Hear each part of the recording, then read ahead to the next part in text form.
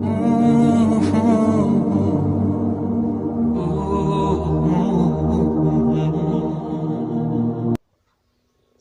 ایک ہی شخص آپ کی زندگی بدل سکتا ہے اور وہ آپ خود ہیں۔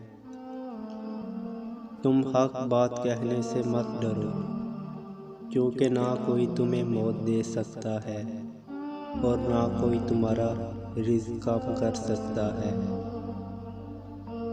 ان پر دھیان مت دیجیے جو آپ کی پیٹھ پیچھے باتیں کرتے ہیں، کیونکہ اس کا سیدھا سا مطلب ہے کہ آپ ان سے 2 قدم آگے ہیں۔ زندگی میں جب انسان کو ہدایت مل جائے، وہ یہ نہ دیکھے کہ کیا کر چکا ہے، بس فوراً وہاں سے راستہ بدل لے۔